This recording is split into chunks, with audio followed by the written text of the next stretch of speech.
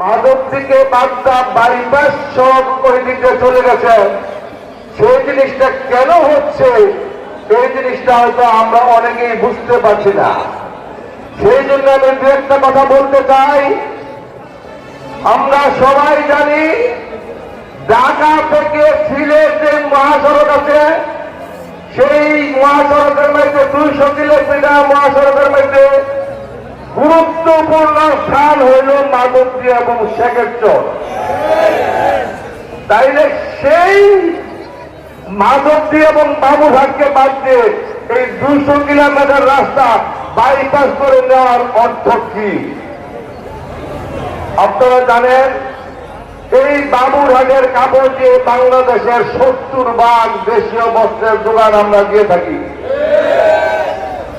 এই দেশীয় বস্ত্রের দোকান দিতে গিয়ে আমাদের এলাকায় প্রায় 40,000 কলকারখানা গড়ে উঠেছে। এখানে প্রায় লক্ষ লক্ষ শ্রমিকের কর্মসংস্থান হয়েছে।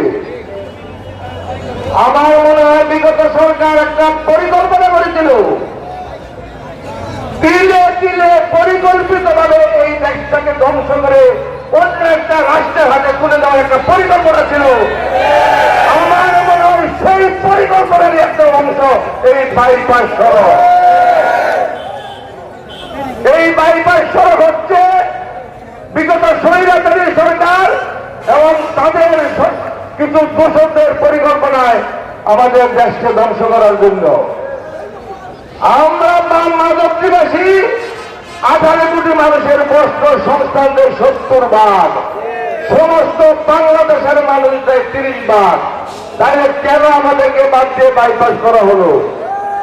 এর অর্থ হল এই দেশটাকে ধ্বংস করার জন্য যে পরিকল্পনা করা হয়েছিল, আজকে যদি মাধবদী এবং বাবুঘাট ধ্বংস হয়ে যায় তাহলে 70% কাপড় বাংলাদেশে উৎপাদন বন্ধ হয়ে যাবে।